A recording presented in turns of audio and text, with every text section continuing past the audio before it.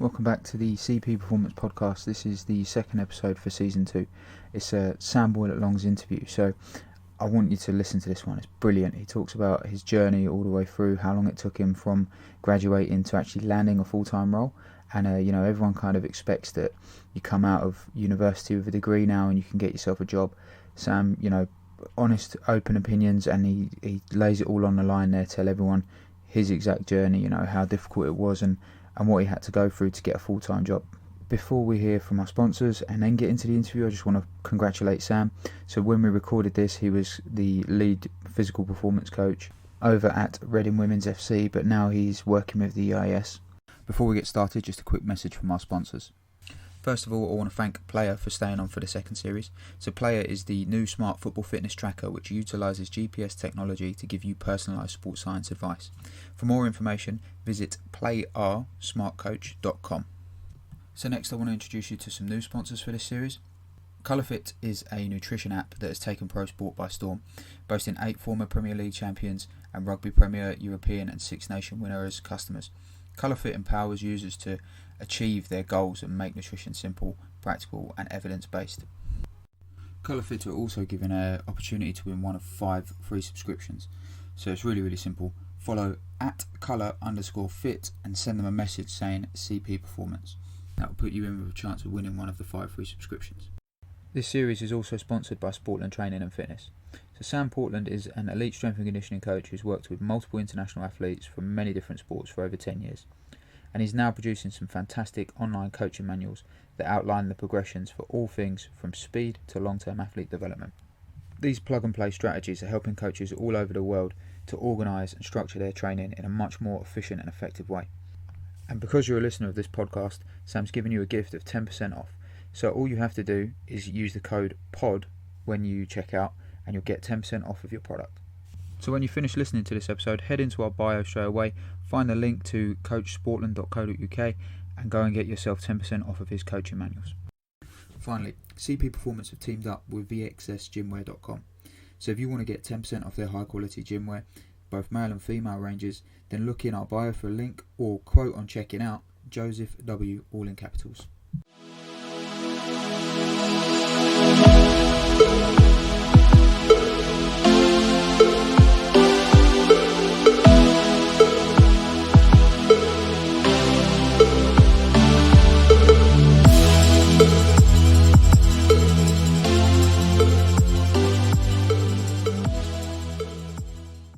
Welcome to this episode of the CP Performance Podcast. Today's guest is Sam Boylett-Long. He's the strength and conditioning coach for Reading Ladies. I've known Sam for quite a few years. Great coach. Real interesting background. A lot of men's football and actually very similar education to me. So instead of me rambling on, Sam, can I get an introduction from you and just a little bit about your journey, really? Yeah, of course you can. Thanks for having me on, Joe. As you said, known you since St Mary's in Twickenham, where I graduated with my undergraduate degree in S&C in 2012, gaining experience working with men's rugby, men's and women's rowing squads. After St Mary's, I worked as a PT for a short stint with David Lloyd before starting a series of internships, the first of which in 2013 with the Scottish Institute of Sport. I was fortunate enough to be based in Stirling for 4 months, working across multiple age groups and disciplines, mainly working with a large majority of the swimmers that went on to Glasgow in the Commonwealth Games, curlers and individual sports athletes. I then travelled back to the South Coast, just from Brighton, where I worked in construction, whilst working as an assistant S&C with the local rugby club. I then secured a placement working with Brighton and Hove Albion men's first team for 4 months, where I was then verbally offered a position which unfortunately fell through. But I guess fortunately the head of sports science from Brighton then moved to Brentford, where I was offered a full-time internship for a year whilst undertaking a funded MSc in human performance at Brunel. Off the back of that, again, unfortunately, I failed to secure a full-time role within the S&C or sports science world, which led me back down the construction line of work to make a living. Luckily, after 6 months of applications, I've now been working as an S&C or sports scientist or physical preparation coach, whatever you want to call it, with Reading Women since March 2016. So yeah, been there for 4 years or so now. That's just a whistle stop tour of the ups and downs of getting to where I am now. No, awesome. So it's a really good mixed background there, and I completely forgot you went up to Scotland as well. So, how was that? How did you find moving away to go and work, and how was it working? Because you like worked in team sports, I suppose, before working with individuals as well as someone like curlers. How do you find that? Yeah, it was really interesting. Just the multi-sport nature of it all, because I'd actually applied for two internships at that time. One, I got offered both. One in Stirling. The other one was actually would have been with West Ham's academy.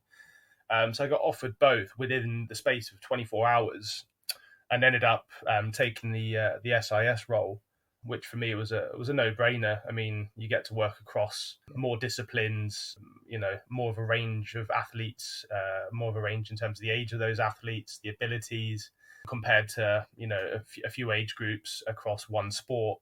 But yeah, the best thing for me was having my eyes open to, I guess, the different training methodologies across those sports, but also working within individual athletes. That had been something that I'd never done before, and that was really, really enlightening, just to see the difference, I suppose, in how those guys have to mentally prepare for their sport, being by themselves. But if you've worked, I think, with team sport athletes and individual athletes, there's definitely a difference. I think it's hard to quantify that, but if you have, I guess you would know what I mean in terms of how they react to certain scenarios. And I think in team sport athletes, sometimes they can sort of shy away from challenges and almost rely on other members of the team to sort of pick up a little bit of the slack. Whereas individual athletes, it's you versus you at the end of the day, until you then step onto the arena, the course, whatever the discipline is, and then it's you versus another athlete. But some great facilities up in the Scottish Institute of Sport, and fortunate enough to work with some great practitioners up there. But yeah, curlers as well. Very bizarre sport that doesn't get much press, but some of the hardest working athletes I've actually been lucky enough to work with, to be honest. Yeah, the swimmers, curlers, all great athletes, and just get the work done. Yeah.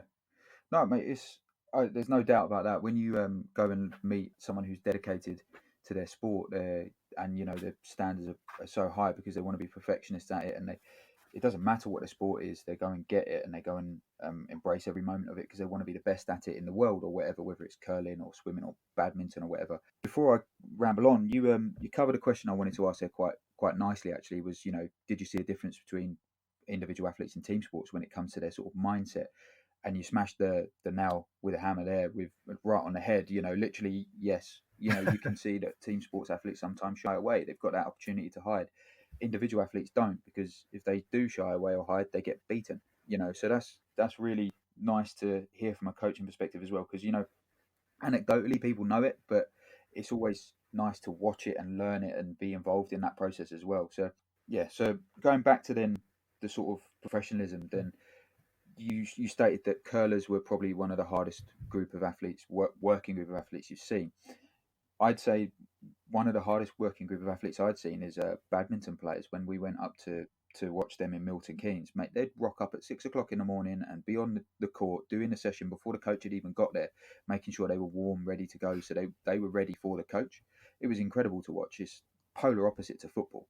The coaches are in at 6 o'clock in the morning having meetings, getting ready, not the other way around. So um, that was quite interesting in that sense. It's just different mindsets and different approaches to sport and professionalism, and I suppose that comes with the sport as a whole, like the understanding of what the sport is or what the coaches make it. Does that make sense? No, 100%. If it's made to be an easier, softer environment, then you will get easier and softer athletes. Where if it's made to be a hard, gritty environment, you'll get determined, gritty athletes. That's kind of what I'm saying. No, I agree. I mean, I think sometimes, I certainly wouldn't go as far as an epidemic in football or anything like that, but I do think sometimes, reflecting back on the sort of years at Reading and even in men's football, previously, how much do you sort of give to the players in terms of, preparing them for a match day? So, for example, making sure all the equipment is out on a match day -1 to make sure they don't have to carry a bag of balls 300 meters to a pitch. You go into those lengths to make sure that players can't use that as an excuse, or you're looking at freshness to make sure that I carried all the water bottles out to the pitch. I'm feeling a little bit tired, Yeah, or no even like excuses, from the right? subs. Yeah, exactly. So I think it's definitely an S&C sports science and football. That's something that I've noticed across the men's game and in the women's game. I'm certainly not saying it's an issue, but in terms of preparedness, looking at every single minute detail like that. But then again, you read books like Legacy, or what the All Blacks do in terms of sweeping the sheds. It's just like, well, what are those guys doing on a match day -1? As all the the whole team coming together, the players and staff, to get all the kit out, to then take it all back in, the whole sweeping the sheds thing. Just an interesting one. But touching back on the team sport versus individual sport athletes, something that I noticed that was interesting was, because of the sort of centrally based system that the SIS have, and then they then have satellite hubs, if you like, for those athletes that are slightly wider afield. What was interesting was when you see those individual athletes working in the gym over like a 4-month period, if they were new to the system, they would sort of shy away and keep themselves to themselves, still working hard, don't get me wrong.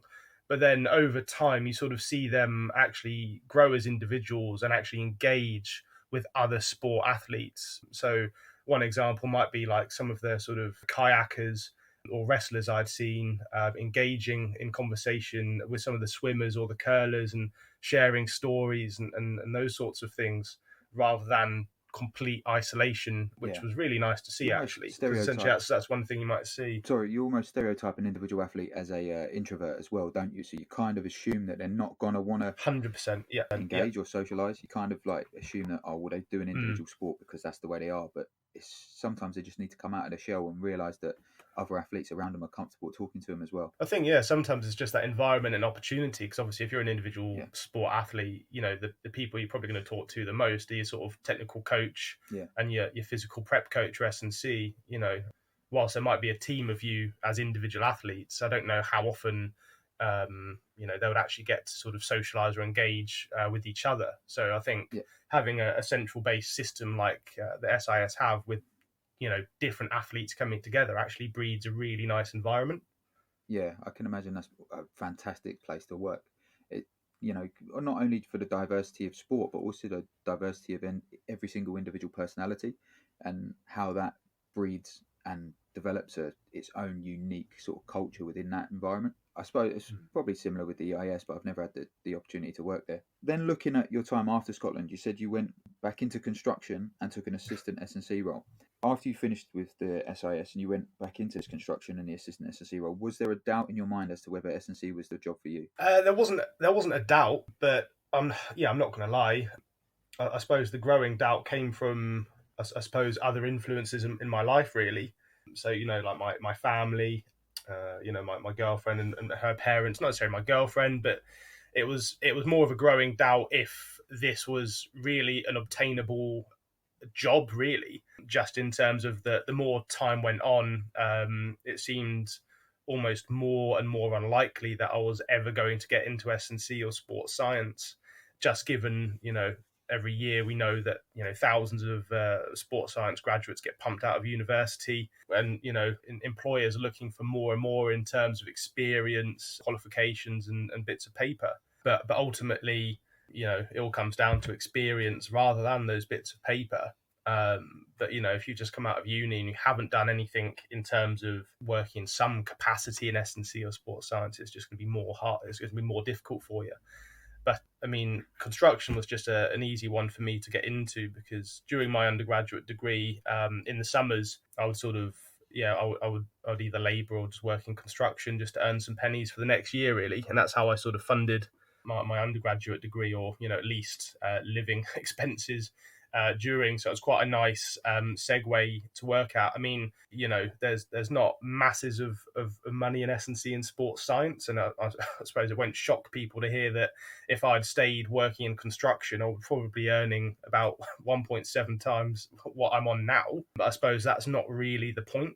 But that being said, it's a lot easier to get into construction than it is S&C in sports science. But I suppose that's why it was such a I suppose such a relief is the wrong word, but it was it felt such a great occasion when I finally got offered this job at Reading, this role. It's a massive accomplishment. Yeah, exactly, and I think that's why like yourself, it's and at Chelsea, you want to throw yourself into it and everything you can, and it ends up becoming bigger each year in terms of the energy and the time that you put into it, which is great. But yeah, certainly there was that seed of doubt, or that cloud of doubt hanging over me, especially after coming so close at Brighton in terms of securing a role.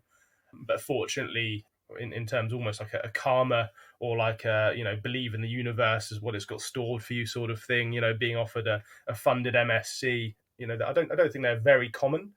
So I was very fortunate to be offered that at Brentford, and again, that was a great opportunity. I learned a lot about myself, about football. The MSc in human performance was nice to have. I learned a little bit on that course, but I'd probably say I learned a lot more practically in terms of men's football and just the structure of high performance through a men's first team, but then also within the academy program, which was great to be a part of. Yeah, I had a men's rugby background before I went into women's football, so it was slightly different with the Wasps Academy and all of that. So, one thing that really stands out for me here is what you were saying about just how much you had to do really between graduating as an undergrad and actually landing like a full-time contract. Like 4 years, right, between 2012 and 2016, you had filled that with internships. You'd gone back into construction. You was assistant S&C coach, PT, then back into education again to get your masters and stuff. That's an epic journey, and I think that's one that people don't quite expect to have to do when they come out of an undergrad. Like they kind of assume that they can walk into a job now they've got a degree. And have you had any experience with any intern or potential people wanting to intern under you that have basically expected to walk into a position because they've now got a degree? That's a great question. I mean, I've got we had an intern off the back of last year, and again, the reason why I got this person in was just their sheer persistence. I mean, if someone hounds you on Twitter, sends you 3 or 4 direct messages, and then buys you a cup of coffee, and you're in that coffee shop for about 6 hours talking about all things S&C and sports science. I mean, that's a guy I want on my team. Yeah, definitely. Just to show that level of enthusiasm to be a part of it. But yeah, I mean, I certainly wouldn't say I've had anyone. I mean, I'm sure you've had it before at Chelsea. You get tons of messages on LinkedIn or Twitter. But yeah, I mean, I'm more than happy to have people in to sort of observe and these sorts of things, because I've done that previously myself at other high performance institutes or teams in terms of shadowing experience. Yeah. But yeah, I mean, when you say actually 4 years, I mean, I've never really sort of reflected on it and gone, wow, it took me 4 years to secure a job. But I suppose that's just the reality of the industry. I mean, if you look at it, of the industry, exactly. But I mean, if you actually break it down, I think the average is about 3 internships. I'm pretty sure the UKCA said something about this, was online somewhere. But yeah, the average is about 3 internships before someone actually gets a job in S&C or sports science. So I suppose when I got verbally offered the role at Brighton, I was sat there thinking, yes, oh my God, I've done it. I've defied the odds. I've beat the averages, beat the law of averages. And then, oh, how I was so wrong. But I suppose that's where you've got to sort of, really think if you're going to put all your eggs in one basket and really pursue what it is you want to pursue, or, you're just going to sort of cut your losses and go down a different route. Hence why I tried to keep my hand in S&C whilst working at a local rugby club. If it wasn't for that, I think that really would have been the final nail, so to speak. Really, if I hadn't had that opportunity. Yeah.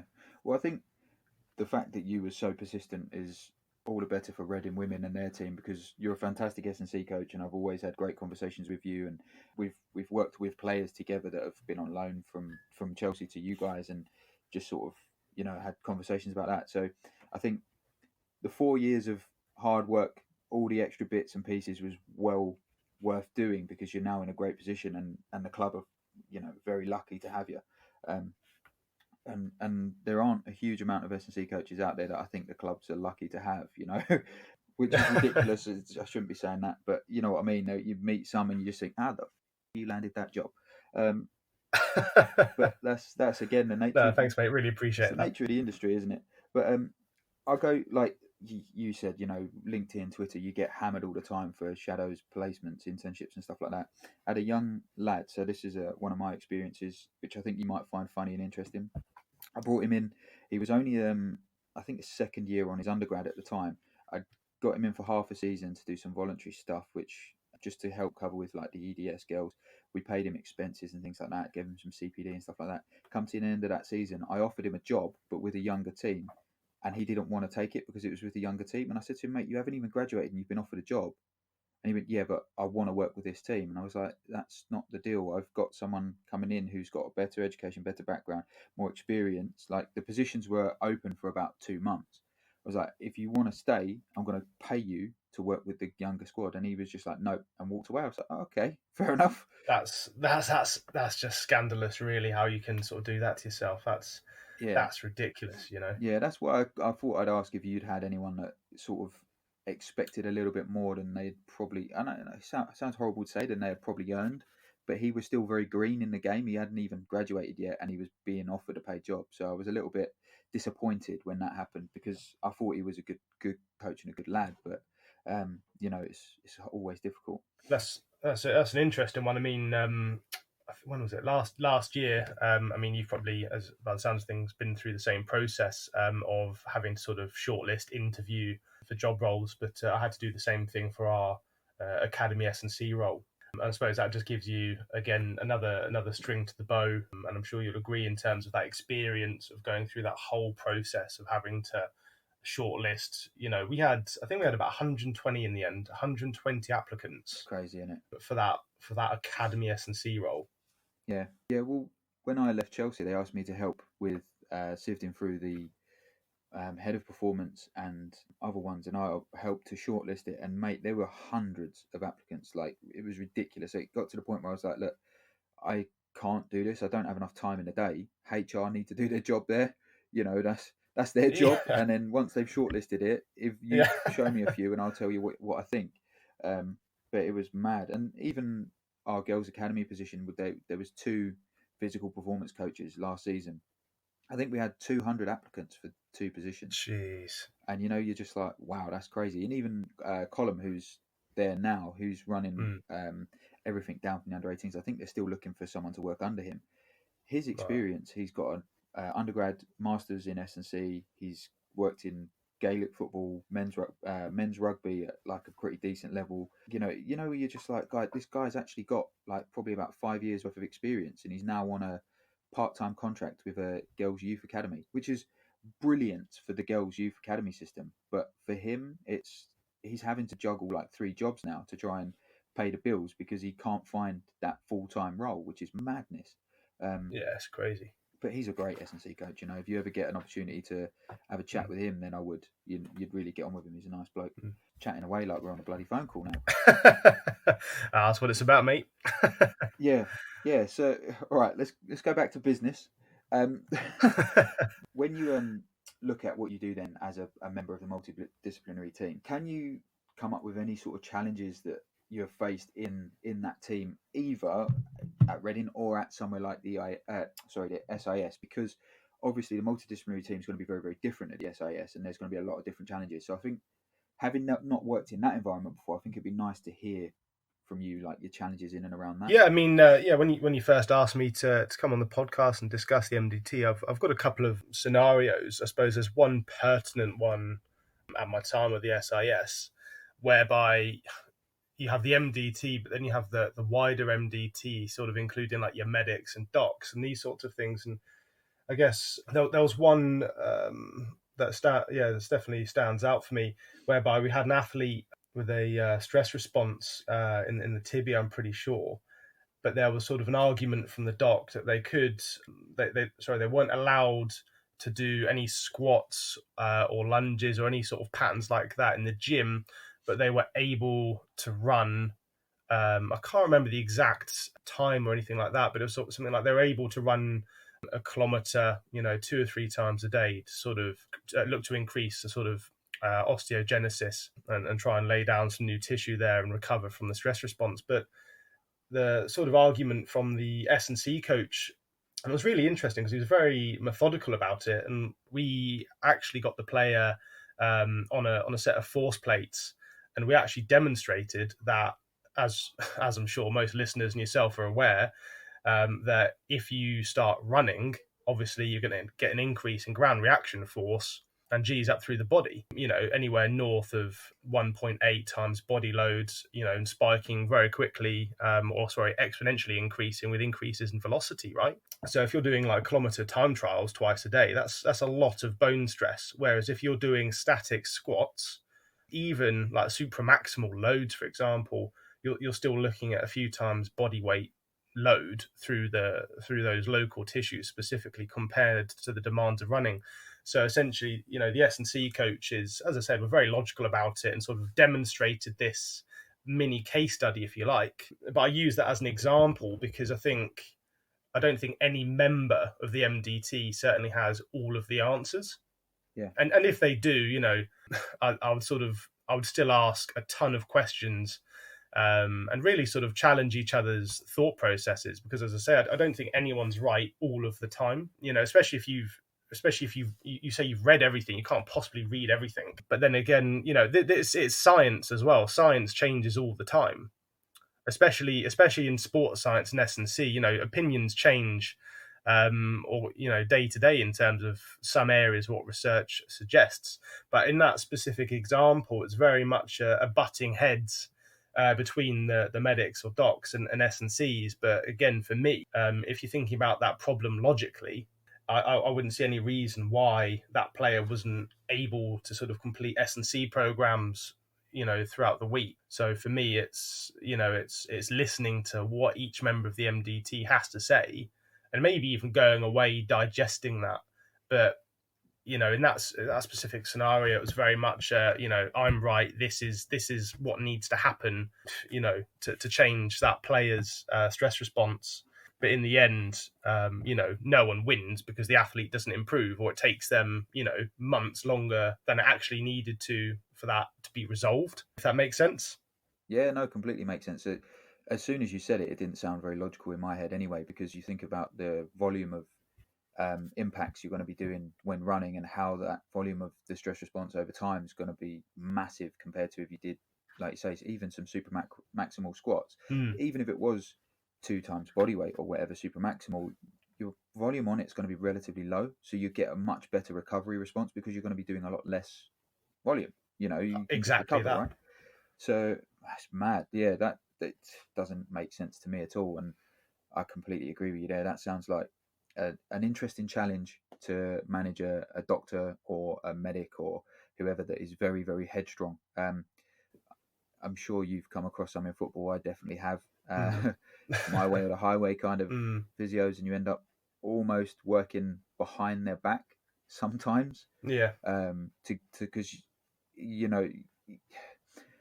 what you see is the athlete deteriorating, doing what they're doing. But if you change it and tell them, they'll say, no, carry on. Whereas if you just change a few things and they get a little bit better, then you can manipulate it for the best of the athlete, because the athlete's the one that's going to tell you whether it's better or worse, right? Well, exactly. And the only way to objectify that is a scan. You can only get the objectified scan through the permission of the medic. And if the medic's not happy with you doing something, they won't give you a scan. So it's always quite an interesting battle to manage as an S&C coach, that kind of thing. I suppose that's an interesting point as well, is, as a member of the MDT, as essentially working within other departments, I suppose you've almost got to win over or demonstrate your worth, or the sort of worth of your idea, if that makes sense. Because then if people don't agree with that idea, then, or they're opposed to that idea, then there's always going to be a butting of heads. Yeah. Essentially, even if it's just for the sort of power struggle of I want to be right and I'm right, and Yeah. Yeah. that can cause so many more Yeah. issues. But as I said before, like, I don't think anyone is ever going to be 100% right 100% of the time. And invariably, there's always going to be that sort of balance of opinion between other members, specifically, between departments of the MDT. Yeah, yeah, definitely. I think some of the best medics or docs that I've worked with have been so open to strength and conditioning or whatever, or open to me trying to convince them. Really open minded instead of just going, "Oh no, this is what the clinical research says," and it's like, "Well, hang on a second, that clinical research was probably done in a 80-year-old woman because that's all they could do Mm. it in."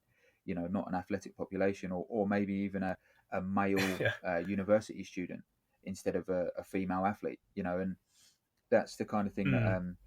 medical research, they're going it towards that personalized medical approach, personalized medicine type stuff, where they're actually trying to look at what you need as an individual now, instead of what the peer review says, which I think's interesting. Going to take a long time to get their heads around, because medicine's set in stone how it's been taught and brought about for years, and I'm not saying it's wrong, but yeah, it's that battle, isn't it? It's quite interesting as well. Sometimes you get doctors, physios that believe in you, believe in the stuff you do, and sometimes you get doctors and physios that are really nice to you, but just really do not understand or get their head around strength and conditioning. They think you're just tin lifting meatheads. That's all they think you are, and you're like, well, not quite. Yeah. Yeah, I mean, been called a meathead previously before. I don't really take offence to most name calling these days. I'm sure you'll attest to that, working in football, mate. But actually, what you highlight is just a very good point there, and something that I wanted to raise in terms of working with an MDT. I think a really successful MDT is whereby, I'm not saying that physios have to have an S&C qualification or anything to that level, but working at Reading specifically, our last two physios did, which I thought was really of benefit to me then. But I'm not saying they have to. But I think just having that appreciation of, as you say, not just a bunch of tin lifting meatheads, but ultimately like understanding the underpinning thought process. Because there's some players that I get into a gym and yeah, they're not going to lift that much tin. They're going to come in, do a little bit of loading, some tendon loading potentially, and some plyos, or whatever that individual athlete's got, and then go home. So essentially, it's trying to be smarter than just getting everyone in the gym and lifting a ton of tin. And whilst that's appeasing, it's not the best for specific individuals. But some players I work with, they love Yeah, shifting and tin. some people it's not necessary for them to do. Some people just don't need it. Like you say, there are things that they will need, specific tendon loading protocols or whatever, to manage their Achilles or something like that. But they don't all necessarily need to be lifting tin every day of the week or every week of the year. Sometimes there'll be periods when you don't lift at all for a week or longer. But they're still getting some kind of loading in, whether they're doing, I don't know, something like the ISO inertia flywheel type stuff or something like that. Uh, it's everyone within your MDT needs to understand that loading can be done in so many different ways. It's not just about picking heavy stuff up. Mm, As much fun as picking heavy stuff up is, that's not what it's all about. But mm. those physios, did they happen to be Australian? They did, yeah. Yeah. So again, I've worked with a fantastic Aussie physio. I think it was very similar education. I think they actually went to the same university, and he had a S&C background as well, and he was fantastic because he understood the basics, but he knew that wasn't his job, and he was like, "Yeah, listen, like I think the problem with, and again, correct me if I'm wrong, the problem with education of physiotherapists in this country is it's all done through the NHS. It's not sport driven. And I don't know if you've worked with many physios that have had or have been quite green from the education. Most of it is driven through the NHS. And unless they were athletes or whatever themselves, they don't normally get their head around it until they go and do a master's in sports physiotherapy or sports medicine or something like that afterwards, in which it opens their eyes a little bit, and then they get a lot more experience in sport. But that's just my opinion on the matter. No, I agree. I mean, I've not worked with. I mean, the physios we've had at Reading have come out of. Majority have come out of other sports or other disciplines. I mean, whilst having background in clinical populations, but I suppose going back to what you were saying earlier about the research, that's always a massive problem with Yeah. research, or you're trying to apply research from clinical populations into sporting populations, especially if you think about the load, like you're talking about sedentary individuals, not players that have been subjected to high levels of load, if you like, for numerous years. But also the fact that, for me, like, I'm hoping not speaking out of turn, but research tends to always be behind what is Yeah. actually happening on the forefront of sport typically. So Yeah. quite Yeah. often I've shadowed other S&C coaches within other areas or disciplines, and I'm asking, well, why are you doing that? Because not saying research contradicts that, but well, their reply is typically, well, I found that this works best in this situation. And sometimes you do comb back through research, and you go, well, actually, that the research says this, but I suppose it's what's best for that individual at that time point. But in terms of physios coming in from the NHS, I suppose that's always going to be an issue. I suppose it's the same issue as S&C coaches coming off the back of university degrees or undergraduate degrees, whereby Just being green. they're just being green. So essentially, Yeah. the best thing for them is to almost submerge themselves in other areas of the MDT. So physios working or shadowing in the gym environment and asking a ton of questions, because eventually, or essentially, that's how you grow as a person or as a practitioner. If you're a physio, a medic, a doc, an S&C, a sports scientist, is by asking loads of questions. Yeah. If you don't ask questions, essentially, for me, you're not learning. No, I agree, 100%. Because that's the key. Yeah, definitely. And I think the biggest question that people typically forget to ask, and it's the most simple, is why. Because Mm, uh, if someone can't rationalize what they're doing, no matter what it is, then why the hell are you doing it? If you can rationalize it and give a good solid rationale for it, then fine. It doesn't have to be driven by evidence. It can be slightly anecdotal. It can be well, we've tried and tested it with this player and we know it's working. Well, that's why. mm, That's good enough. In essence, it's just having an understanding of mm. anything you do. Some people don't, I suppose. Yeah, no, I agree massively. I mean, again, you'll probably attest to this or agree with me, hopefully, on this. But working in women's football, I don't know if I'm generalizing to women here, but coming from a men's background, in terms of sport, and then working within women's football, the main difference, and I always get asked, what's the main difference? Is, well, my players and athletes will always ask me why I've changed something, or why I'm telling them to do an exercise a certain way, and I've got a few athletes on on in my brain I can think of straight away, that ask me why almost daily. Yeah, definitely. And it's just like, well, if you're not prepared to have that response, then engagement's going to plummet, unfortunately for you. Yeah, I mean, as you said, sometimes it doesn't have to be a scientific, oh, we're doing this because I'm trying to modulate pain in the tendon, or I'm doing this because, I'm trying to get a good PAP response for, in a French contrast in the gym or yeah, something. Sometimes it can be, I'm doing this because I think it's going to make you faster because of yeah, this. And then just like, okay, cool. Actually, no, doing that, I do feel really springy yeah, actually in yeah, the gym. yeah, And then I do feel that carry over on pitch. yeah. And that, that's sometimes enough. As you say, it's all about that It's rationalization. yeah, it's I found exactly the same going from slightly different from boys rugby academy to female football. Was the boys would do what they were told, the girls would ask why, and the women would ask why are we doing this, why are we doing that, and if you couldn't rationalize it, they would be like, well, that sounds ridiculous, I'm not doing it. Or if you could rationalize it, they'd Yeah. go, sweet, yeah, let's get that done. And the boys that I worked with, again, like 13 to 18, and the senior teams were all like under 21s. You just say to them, right, okay, Maz runs, go, and they just do it. And you're like, Mm. whereas Yeah. something as simple as that, the women's team will be like, well, why am I doing this extra conditioning after doing A, B, C, and D on the grass? And you have to rationalize everything with Mm. them. It keeps you on your toes, and it does make you actually a better professional, I believe, because you cannot just go out of emotion, we're going to do more. It's like, no, no, no. It needs to be Yeah. specifically planned for that individual for the reason, and they need to know why. So, yeah, I think it makes you a better practitioner in working in women's sport. So far, that's what I've learned anyway, because you are constantly challenged. Why are we doing this? Why are we doing that? Which is fantastic. And I've started a little venture with the local boys rugby team, and part of their academy thing. And the first thing I said to them was, I want you to constantly ask me why. And they looked at me, and I was like, well, what are you going to do when I'm not on the grass? And they looked at me and they were like, nothing. I went, yeah, exactly. I was like, but if you know why I'm asking you to do something, what are you going to do with you when I'm not on the grass? I will do what you told us. Well, you would do what I've asked you to do, and you can then expand on it.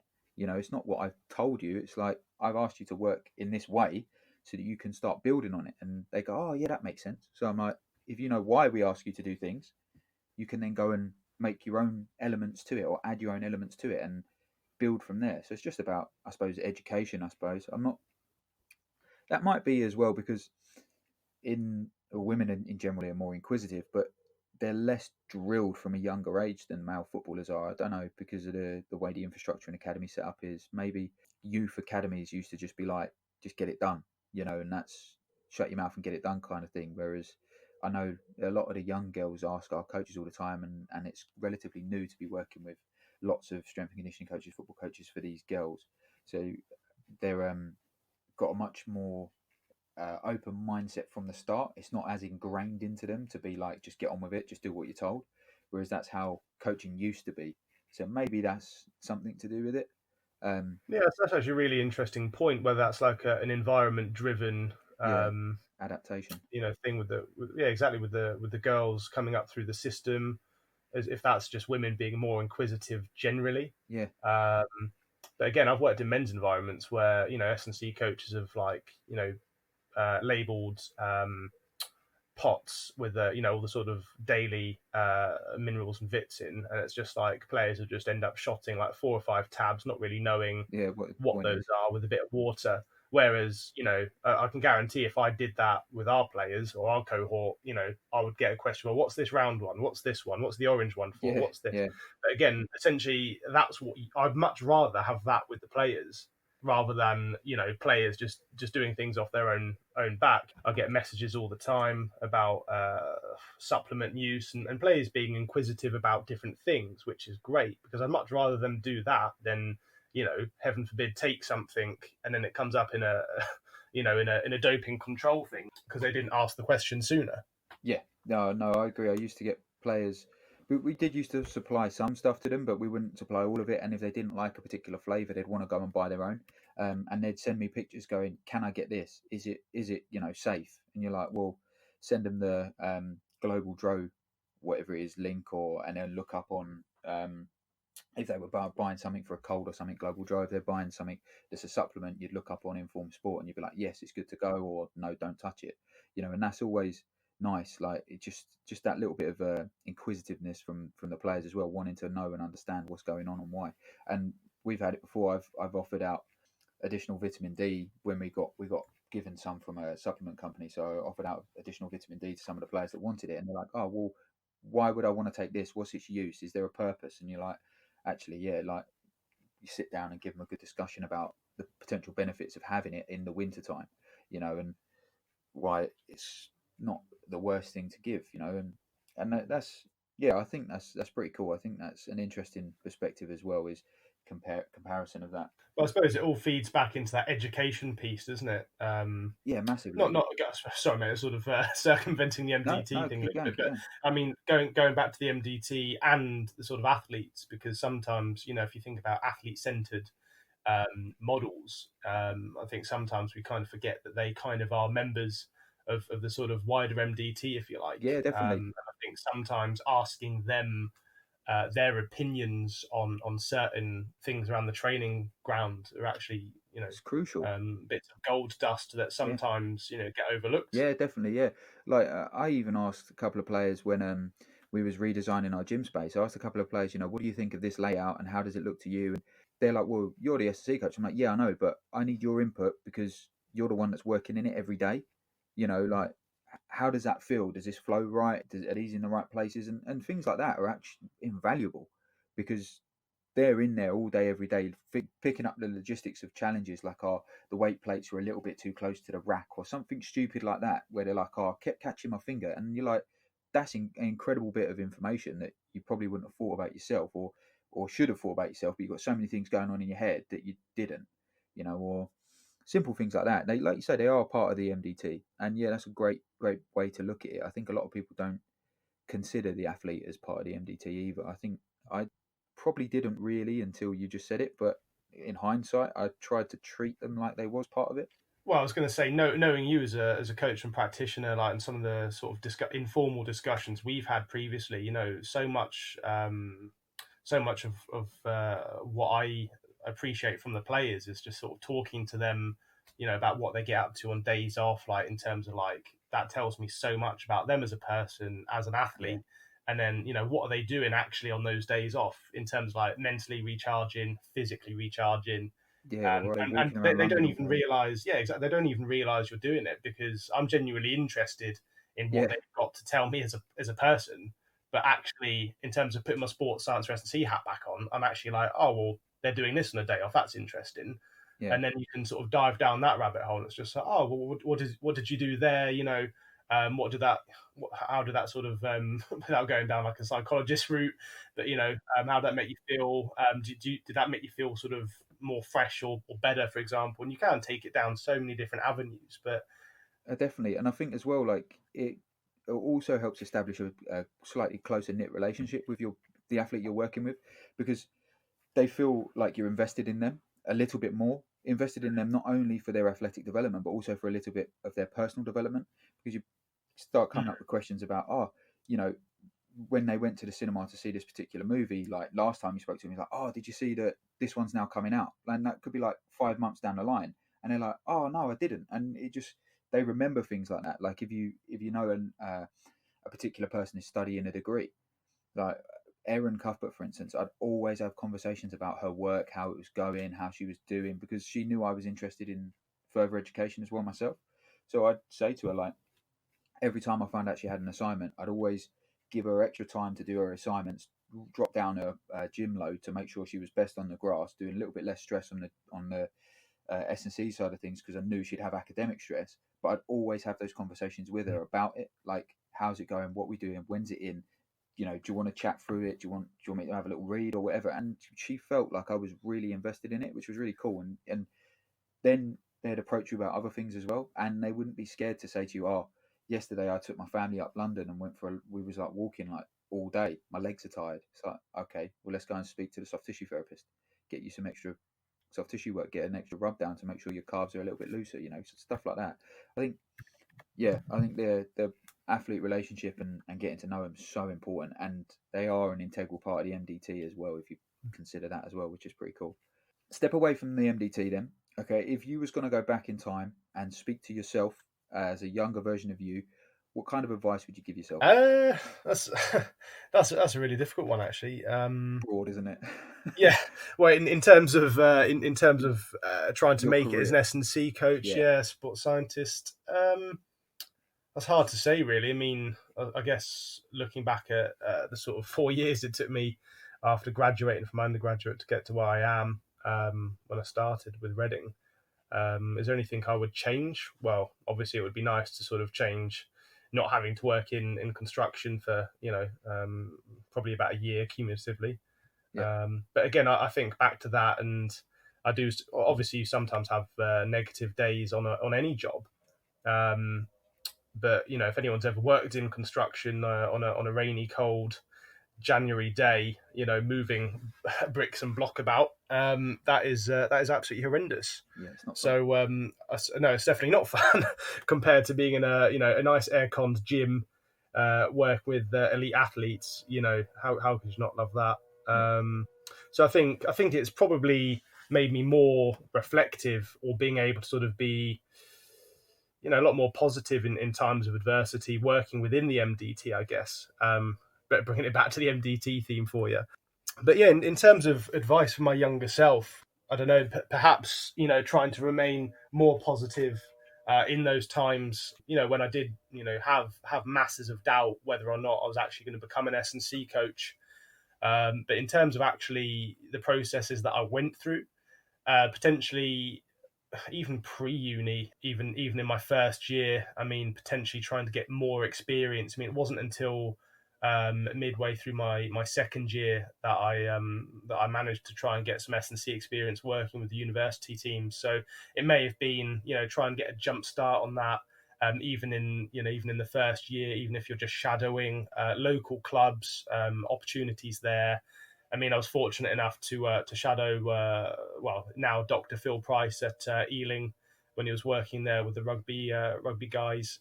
So that was class. But again, and not necessarily waiting for the university to sort of dictate you need X amount of hours. Seeking out those opportunities even in your first year sooner rather than later. Because again, I think those do pay dividends in the long run for you as a practitioner. So again, I suppose that would be my biggest bit of advice, would be just trying to find those opportunities and not being afraid to put yourself out there and go for those opportunities or search for them. 'Cause that's how you grow at the end of the day. And again, asking more questions, I suppose, would be the second. Definitely asking a lot more questions to those practitioners in those roles. Yeah, no, I think that's a fantastic bit of advice. I think that goes really well hand in hand with any advice you'd give a young up and coming S&C coach as well. Is take every opportunity you can from the earliest opportunity you can, and ask questions all the way. Like very similar sort of my story was very similar to yours at St Mary's, but I literally went and got an internship within about 2 months of starting my undergrad, I think. But that was only because I put myself out there straight away, having conversations with people like Tom Farrow, who was like, if you don't get experience, you're not going to get a job, mate. It's as simple as that. And it's like, yeah, okay, go straight for it. Stick my head straight through the door and go for it, and like literally just see if I can force a door open and stick my foot in there and keep it in there, And yeah, it's a very similar sort of story with regards to, I did some work with Rich Blagrove with the rowing squad and stuff. I think maybe after you. Did you do the rowing squad at St Mary's? Yeah, I was working with. I think you may have gone after me. I was with Dan Safdari at the time, who sort of had a lot more experience working down at Putney, I think he was, and then he took on the sort of the uni team. But Yeah, I think we took it. Me, Nigel, Jeff, and James as a four took it on after you guys had done your bit with it, and then Blagrove, got us four onto it, and that was literally within about, again, three or 4 weeks of starting our undergrad. We as four of us just went, yeah, we'll do it, and that was pretty cool. But yeah, man, like I think that's a fantastic way to sort of come to a conclusion of this interview. Really, is what an epic journey you've been on. I'm glad you stuck it out and embraced it, because you're a fantastic S&C coach in a fantastic position. You've got a lot to give still to the industry, and mate, I can't wait to see what happens over the next few years for you. Watching Reading develop over the years as well, becoming a much more professional squad, mate. The gap between the mid-table and top of the women's game is much closer now, so it'll be great to see you guys in the Champions League and winning the league and stuff and getting to cup finals and things. You deserve it. So I just want to thank you for coming on, for your time. It's always a massive pleasure to be able to get the opportunity to speak to and listen to someone like you actually just lay it out there. This is what I did, this is how hard it was and why. And then that real good little golden nugget of advice at the end that you probably the same as what I would give to any up and coming S&C coach that you give to yourself. I'd even go back and give that perfect advice to myself. Ask more questions and try and grab every opportunity as early as you can and hold on to it with two hands. So on that, I just want to thank you for your time, mate, and we'll have to meet up for a coffee soon. Thanks for being on the interview, and all the best with the rest of the season. Oh, definitely, mate. Thanks for having us on, and thanks for the kind words, and catch up soon, mate. Cheers, buddy. Cheers, Joe. Bye. Thanks again for listening to the episode. Just want to encourage you to go to the bio and look for the links to the sponsors there. Get your 10% off of Sam Portland's coaching manuals and also 10% off of VXS Gymwear. Thank you.